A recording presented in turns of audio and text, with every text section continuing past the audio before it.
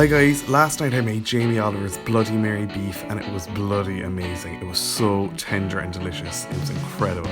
Very easy to throw together too, but it does take a really long time in the oven. But you could always make it the day before and give it one quick blast in the oven before serving. Start off by taking 4 or 5 red onions and just quartering them. And set them aside in a big mixing bowl while you chop your celery. Quite a lot of it too, a whole head that you're going to wash and break up into its sticks and chop it into maybe 5cm pieces. And go ahead and add that to the bowl with the onions because they'll all be added to the stew at the same time.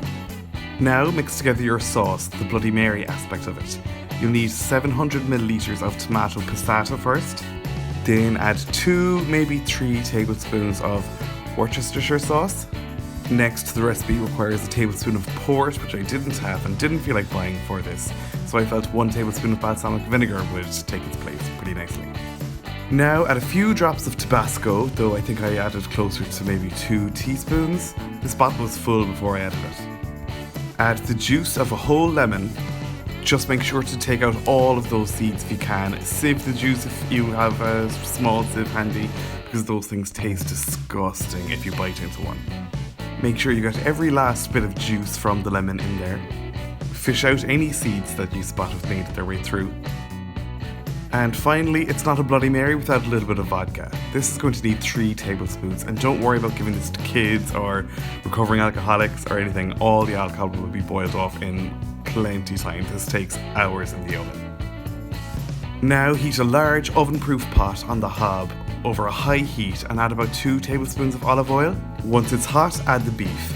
Jamie used 1 kilogram of brisket for this, but my butcher didn't have any, so I'm using 1.3 kilos of housekeeper's cut, which is very similar and needs low and slow cooking like brisket.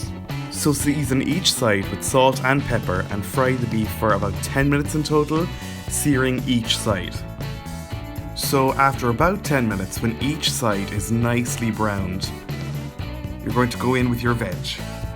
Now reduce the heat to low and stir the veg until they are softened. This will take maybe 5 or 10 minutes. I think it's probably best to lift the beef on top of the veg while this is happening.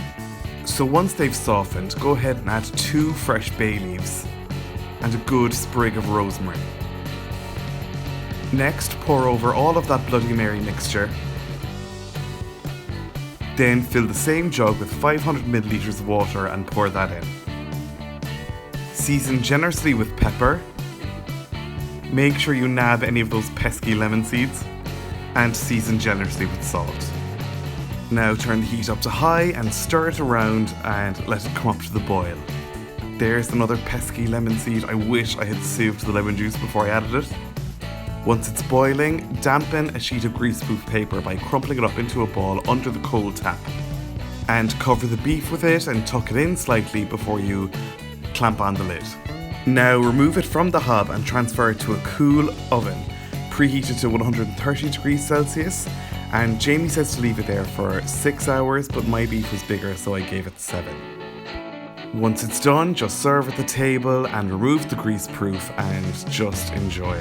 Carving this thing as well is such a joke. You could use 2 blunt spoons if you wanted. Just break it up, it'll fall apart by just you looking at it, and mix it into the sauce then. I served this up with some horseradish mashed potato and some boiled kale like Jamie suggested, and it was just such a beautiful dinner. And you can just see how tender that is. It's just falling apart. It was so good. Thanks for watching, guys. Hit the like and subscribe buttons below. Check me out on social media. You'll find all the links to my accounts in the description below. And you'll also find the link to my blog where you'll find the full recipe at www.rookiecook.org.